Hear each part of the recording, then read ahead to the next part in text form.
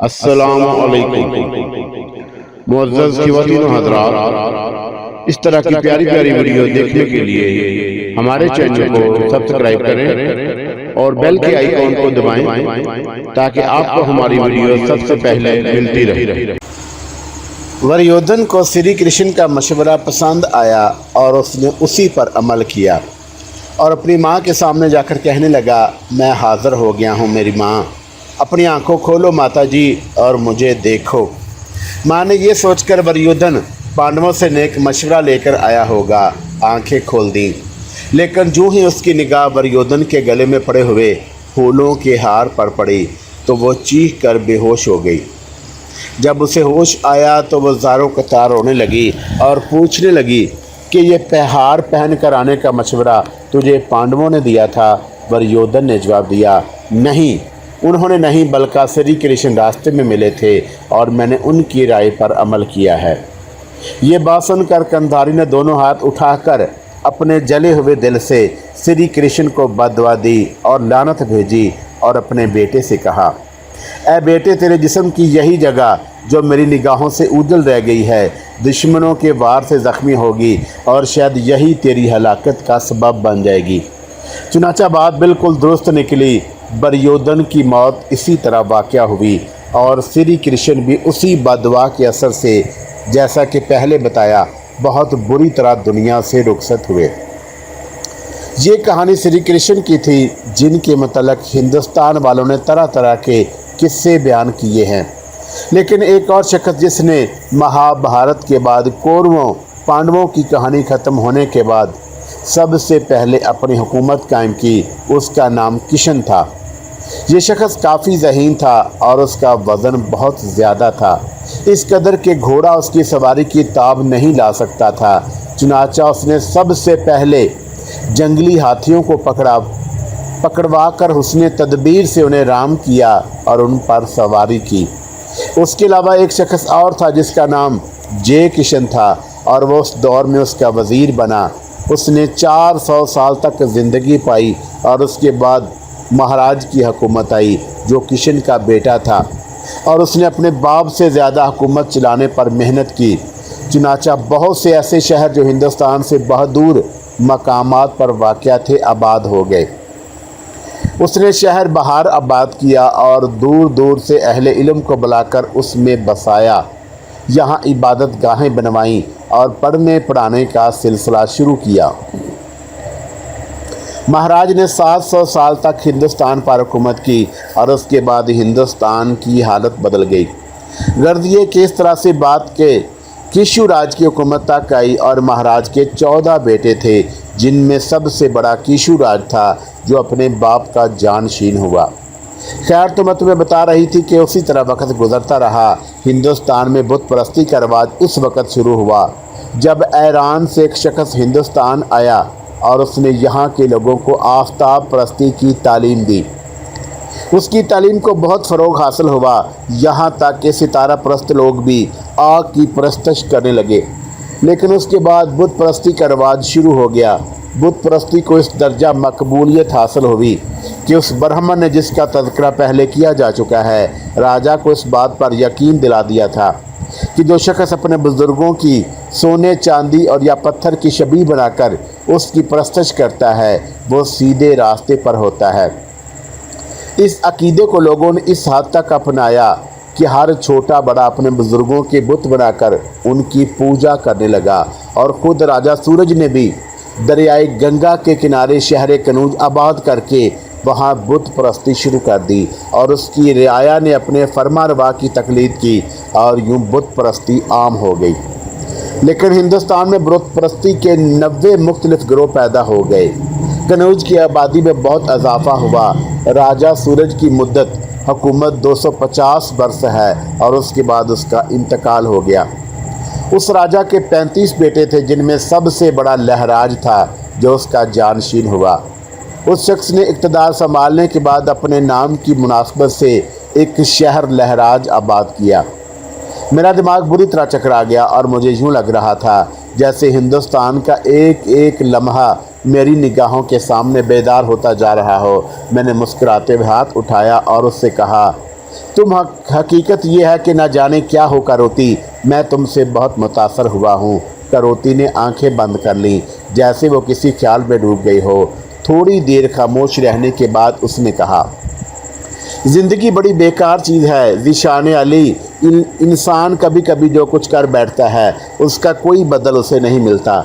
यूँ समझ लो कि मैंने अपनी उम्र के लाखों क्या करोड़ों साल देखे हैं और मैं हर दौर में अपनी दिलचस्पियों को कायम रखे रही हूँ।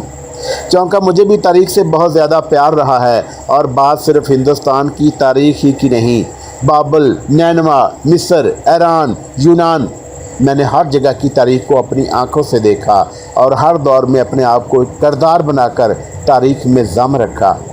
अगर तुम तारीख़ के बारीक पहलुओं के बारे में जानना चाहते हो तो तुम्हें कहीं से उसकी तस्दीक नहीं मिलेगी, सवाए मेरे होशो हवास रुखसत हुए जा रहे थे। क्या अजीम शख्सियत मेरे सामने थी, मैंने उससे कहा। और उसके बाद करोती, तुमने इन तारीख़ों को भी देखा होगा जिनमें मशहूर जंगें हुई, बाहर के मुसलमान फरमानवा हिंदुस्तान पर हमला आवर हुए, और उसके अलावा दुनिया की तारीख़ के बड़े बड़े अनोखे किरदार। क्या तुम उन सब से वाकिफ़ हो? काफ़ी हद तक, चूँकि मैं बता चुकी हूँ कि मुझे खुद भी तारीख़ का बेहद शौक़ रहा, इसलिए मैंने हर दौर में अपने आप को ज़म करने की कोशिशें की। न जाने कितनी देर तक मैं उसके साथ रहा और मुझे यूँ लग रहा था जैसे मेरे अपने जहन में तारीख़ एक कीमती ख़जाने के तौर पर महफूज हो। खासी रात हो गई और मैंने उससे इजाज़त मांगी तो वो बोली, ठीक है तुम जाओ, लेकिन ख्याल रखना हमारा मुश्तरका दुश्मन तुम्हारी ताक में लगा रहेगा और तुम्हें उससे महफूज रहना है।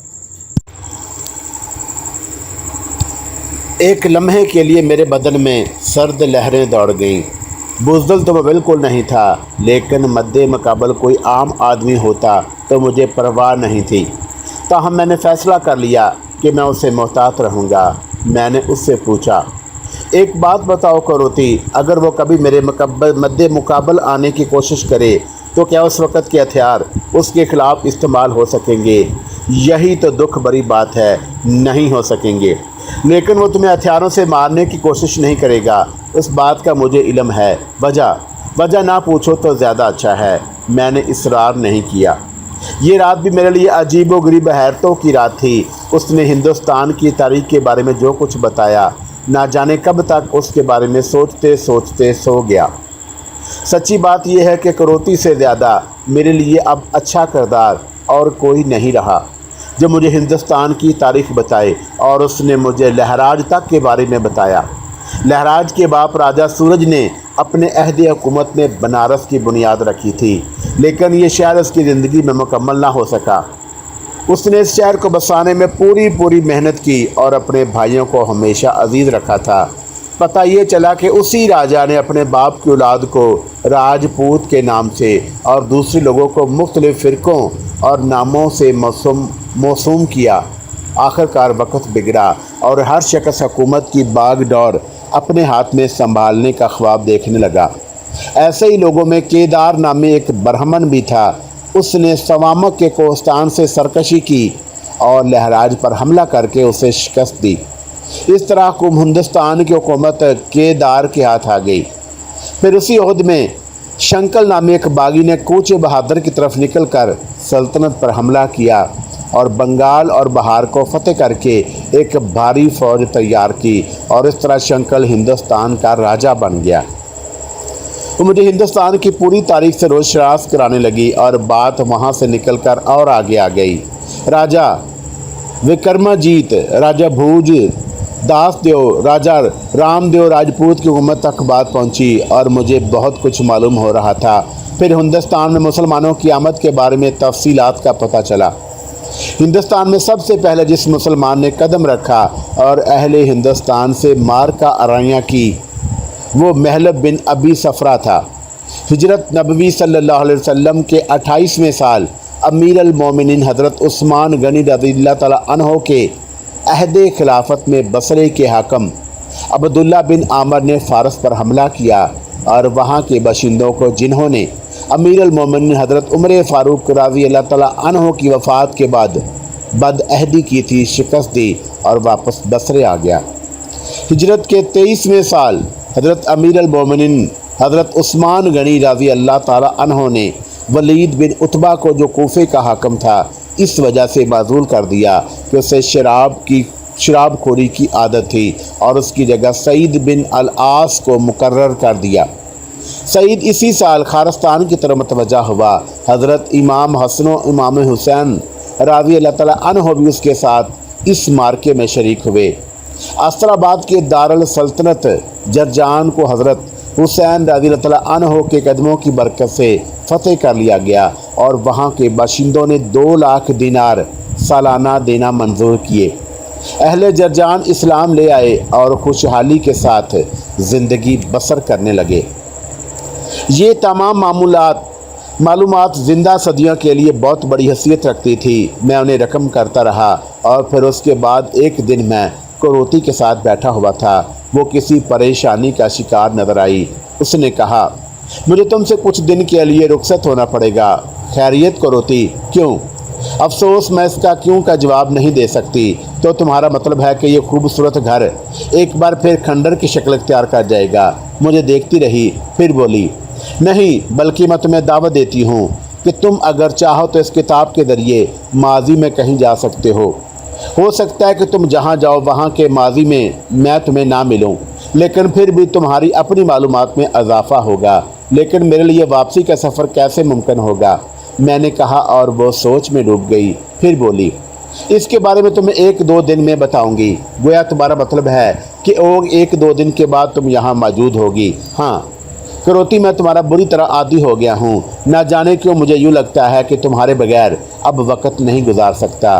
उसने दुख भरी निगाहों से मुझे देखा, फिर बोली, हम अभी जुदा नहीं हो रहे ज़ीशान अली। वक्त अभी काफ़ी दिन तक हमें एक दूसरे के साथ रखेगा। तुम कल आना और मैं तुम्हें और भी कुछ तफसीलात बताऊंगी। मेरे लिए अब दिन और रात वाकई अजीबोगरीब हो गए। ज़्यादातर करोती के साथ रहा और मैं उससे दुनिया की तारीख के बारे में मालूमात हासिल करता रहता। हम दोनों के प्रोग्राम भी साथ ही बना करते। बज़ाहिर कोई सोच भी नहीं सकता था कि मेरे साथ आजकल जिस मुअज़्ज़ज़ खातून को देखा जाता रहा है वो दुनिया की तारीख का एक अजीबोगरीब किरदार है। इतना हैरान कुन कि अगर दुनिया उसके बारे में बता दिया जाए तो लोग हंसने के सिवा और कुछ नहीं कहेंगे।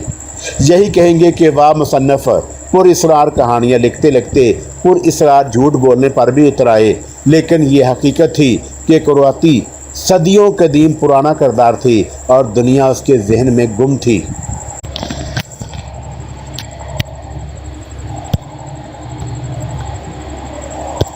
दूसरे दिन फिर मुकर्ररा वक़्त पर उस खूबसूरत इमारत में दाखिल हो गया जो करोती की गैर मौजूदगी में एक खंडर की तरह रह जाती थी। मैं जिस वक्त वहाँ जाता करोती मेरा इस्तकबाल करती। खूबसूरत लिबास में मलबूस, चेहरे पर एक हसीन मुस्कुराहट सजाए, लेकिन वो आज सामने मौजूद नहीं थी। हालांकि वक्त वही था जब मैं उसके पास जाता था। ना जाने क्यों एक लम्हे के लिए मेरी छठी हिस्स ने एक अजीबोगरीब एहसास दिलाया। वो ये कि करोती इस वक्त इस इमारत में मौजूद नहीं, लेकिन इमारत खंडल की शक्ल में नज़र नहीं आ रही थी। मैं चंद कदम आगे बढ़कर ऊपर पहुंचा और फिर अंदर दाखिल होकर मैंने करोती को आवाज़ दी। किचन से खानों की खुशबू भी नहीं आ रही थी जो करोती बड़ी दिलचस्पी से मेरे लिए तैयार करती थी। और हकीकत ये थी कि ये नाकाबिले फ़हम खाने सदियों कदीम रवायात के मुताबिक लेकिन मुझे बहुत अच्छे लगते। न जाने क्यों मेरी छठी हिस्स मुझे बताने लगी कि करोती ने कल जो कहा था वो कुछ वक्त के लिए मुझसे जुदा हो जाएगी। वो मुझसे जुदा हो चुकी है। मैं घर के चप्पे चप्पे में उसे तलाश करने लगा और आखिरकार वहाँ पहुँच गया जहाँ वो किताब मौजूद थी। चंद मिनट सोचने के बाद मैंने सीढ़ियाँ तय की और उभरे हुए अल्फाज से बचता हुआ आगे बढ़ने लगा। मैं ये देखना चाहता था कि करोती कहीं किसी तारीख के दौर में तो नहीं चली गई, लेकिन जब कोई अमल नहीं होता था तो किताब साफ़ व शिफाफ नज़र आती और आज भी उसकी यही कैफियत थी। मैं एक जगह खड़े होकर सोचने लगा कि अब मुझे क्या करना चाहिए। कोई और ऐसा ज़रिया नहीं था जिससे मैं करोती को आवाज़ देता। एक लम्हे के लिए मैं सोच में डूबा रहा और फिर एक गहरी सांस लेकर वापस पलटा, लेकिन पलटते हुए मैंने ज़रा बेध्यानी से काम लिया। एकदम से मेरा पाँव लड़खड़ाया। दूसरे लम्हे मैं किताब के उभरे हुए एक लफ्ज़ पर जा गिरा। मुझे यूँ लगा जैसे मेरे होशो हवास रुखसत हुए जा रहे थे। किताब का वो लफ्ज़ अपनी जगह से हट गया اور ایک گہرا غار نمودار ہو گیا جس میں میں برق رفتاری سے گرتا چلا گیا۔ کچھ لمحوں کے لیے تو میرا ذہن بالکل چکرا گیا اور مجھے یوں لگا جیسے میں کسی اندھے کنویں میں گرتا جا رہا ہوں۔ مجھے وہ لمحے بھی یاد آئے جب پہلی بار میں کتاب کی گہرائیوں میں اترا تھا اور نیچے گرا تھا۔ میرا خیال یہ تھا کہ میں بہت نیچے کسی اندھے کنویں میں گر رہا ہوں، مگر میرے جسم کو ایک ذرا بھی چوٹ نہیں آئی تھی، اور اس وقت بھی یہی ہوا۔ زیادہ سے زیادہ چند فٹ نیچے گرا ہوں گا، اور وہ بھی ایسی جگہ جہاں مجھے یوں لگا جیسے میرے جسم کے نیچے بہت موٹی قسم کی مخمل بچھی ہو، اور یہ مخمل گہرے سبز رنگ کی گھاس تھی۔ اس وقت یہاں مدم مدم لیکن خوشگوار روشنی پھیلی ہوئی تھی، ایسی کہ میں چاروں طرف اچھی طرح دیکھ سکتا تھا۔ میں نے آنکھیں پھاڑ پھاڑ کر ادھر ادھر کا ماحول دیکھا، اور خود بخود ایک فرحت سی ذہن پر محسوس ہوئی۔ بڑا حسین علاقہ تھا، ہر طرف سرسبز و شاداب جنگل نظر آ رہا تھا، دور دور تک گہری سبز گھاس بکھری تھی، اس کے ساتھ ہی اونچی نیچی جھاڑیاں جن پر خود رو پھول کھلے ہوئے تھے۔ وسیع و عریض میدان کے انتہائی سرے پر پہاڑی ٹیلے نظر آ رہے تھے، اور ان کی عقب میں اونچی اونچی برف پوش چوٹیاں۔ کیا ہی حسین منظر تھا۔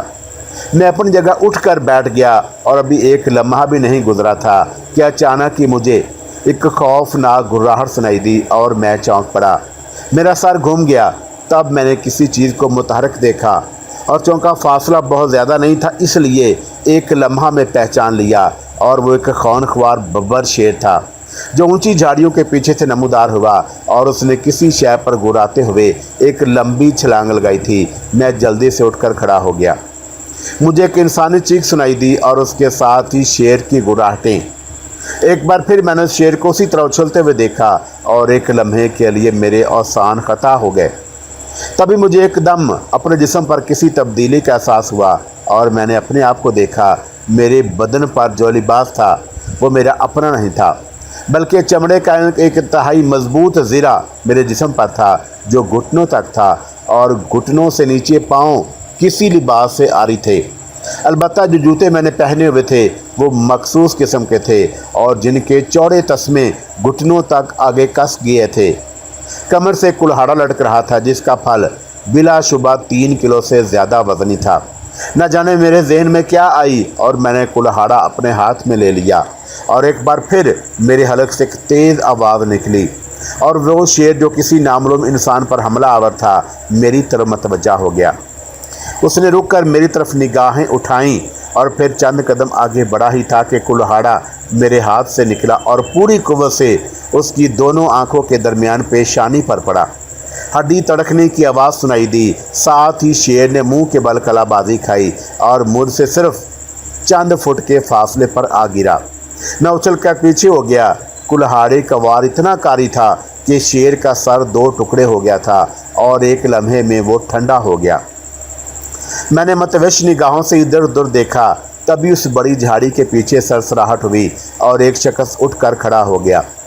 دلچسپ بات یہ تھی کہ اس نے بھی بالکل میرے ہی جیسا لباس پہنا تھا، لیکن اس کے بازوؤں سے، چہرے سے اور ٹانگوں سے خون بہہ رہا تھا۔ شیر نے اسے شدید زخمی کر دیا تھا۔ وہ چند قدم آگے بڑھا اور پھر گھاس پر گر پڑا، اور میں نے ایک نگاہ شیر پر ڈالی، اور اس کی طرف سے کوئی خطرہ نہیں تھا۔ دوسرے لمحے میں اس شخص کی طرف بھاگا اور اس کے قریب پہنچ گیا۔ وہ ہوش و حواس میں تھا۔ مجھ سے کہنے لگا، میں زخمی ہوں میرے دوست، میں بہت زخمی ہوں، ذرا تم ادھر ادھر نگاہیں دوڑا کر میرا گھوڑا تلاش کرو، وہ بیچارہ بھی زخمی ہو گیا ہے۔ شیر نے اچانک مجھ پر حملہ کیا تھا۔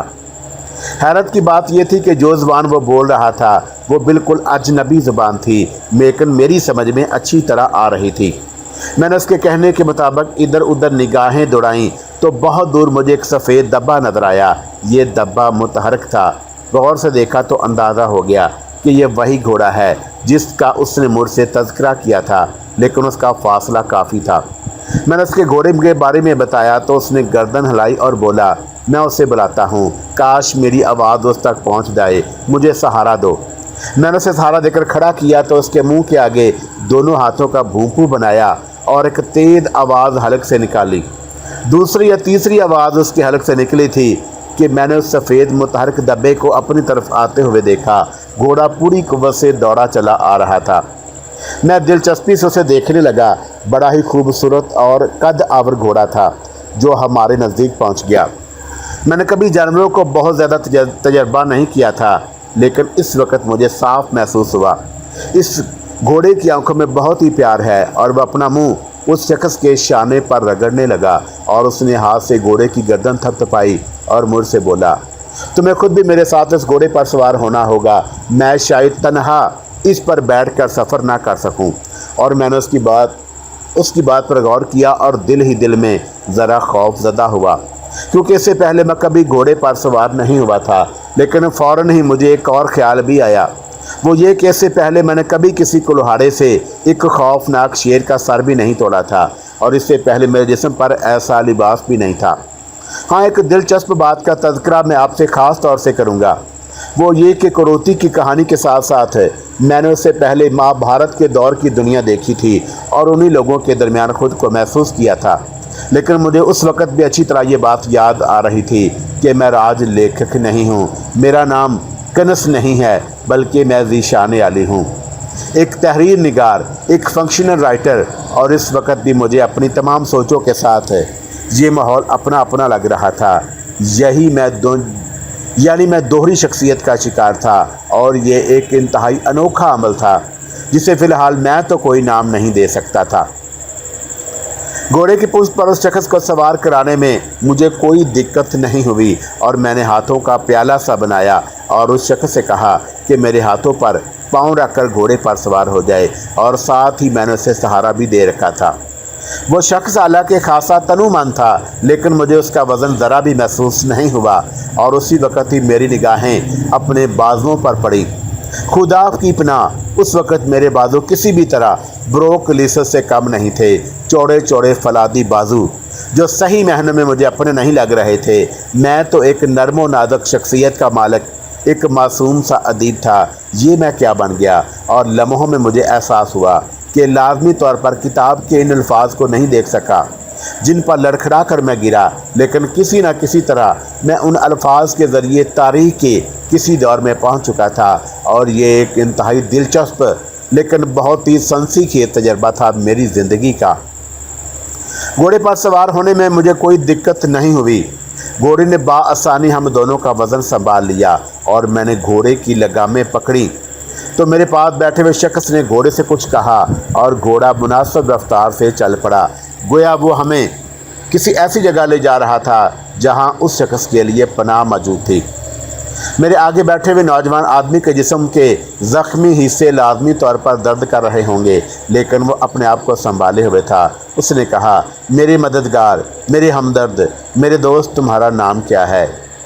यूलिसस, मेरे मुंह से आवाज़ निकली और मैं दंग रह गया। मेरे फरिश्तों को भी इस नाम के मैनी नहीं मालूम थे, और ना ही ये पता था कि मैं पुलिस हूँ भी या नहीं।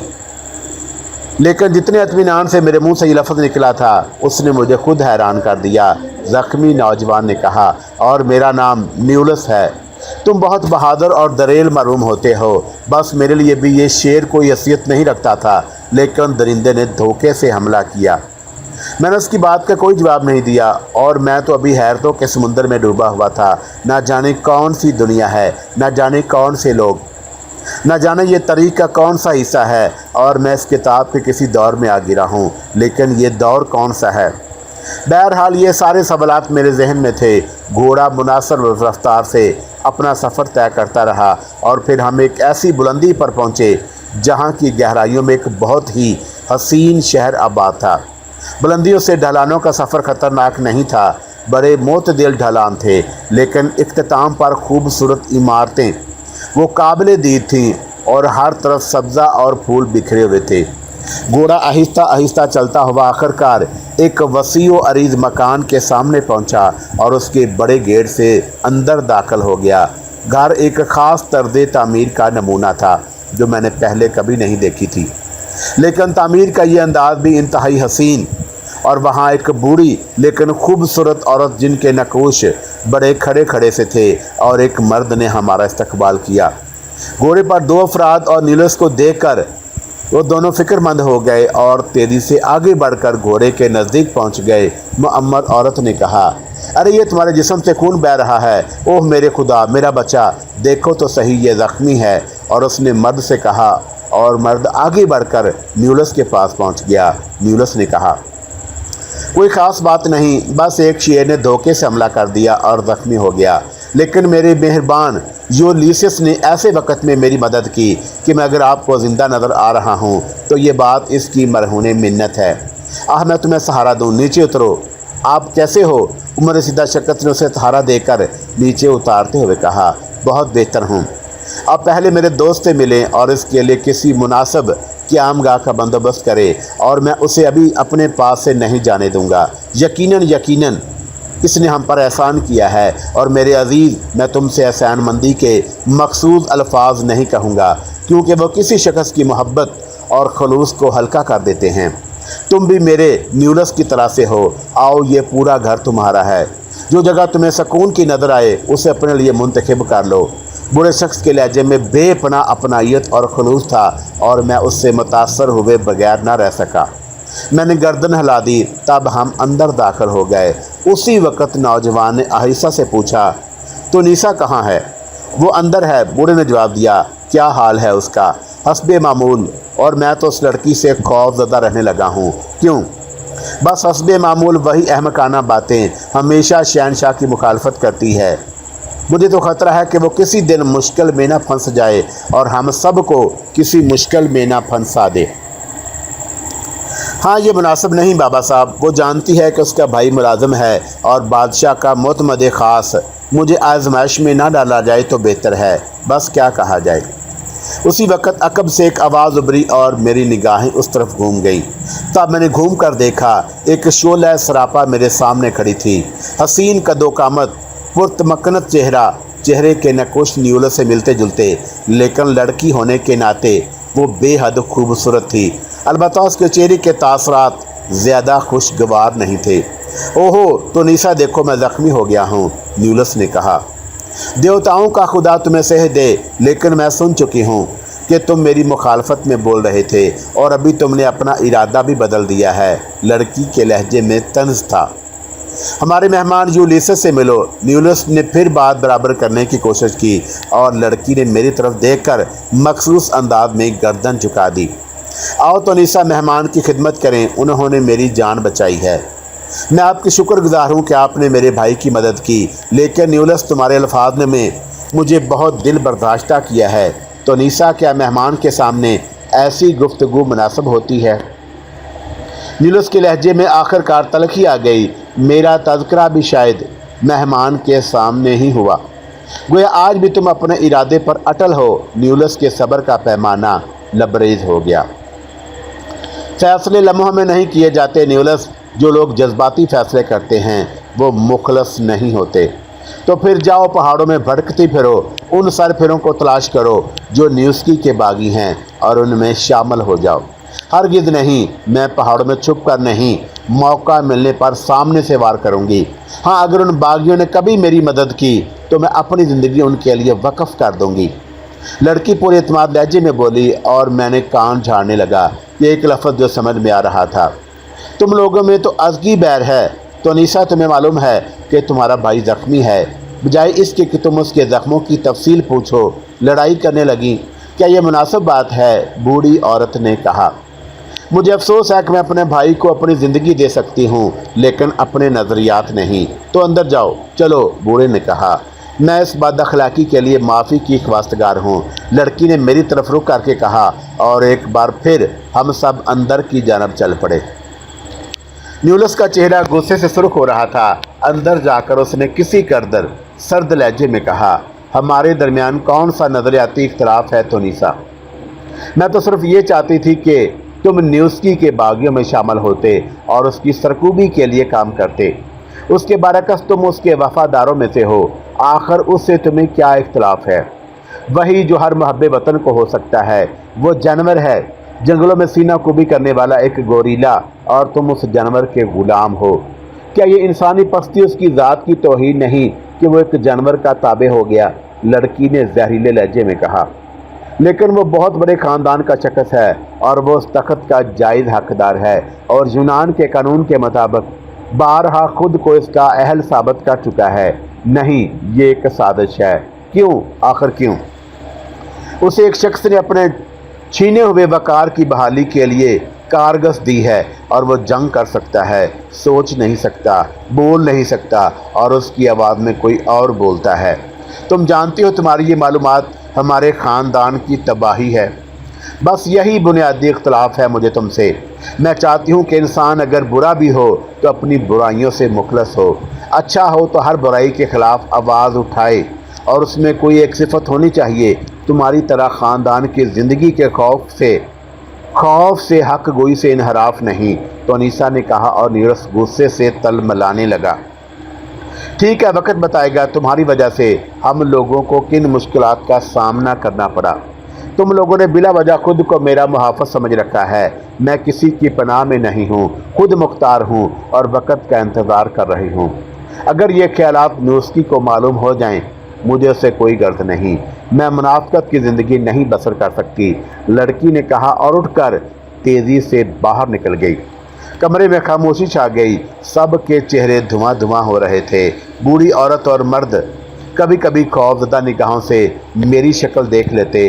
तब मैंने कहा, आप लोग मेरी मौजूदगी को महसूस न करें। मैं बस क्या हूँ इसका आपको अंदाज़ा नहीं हो सकता।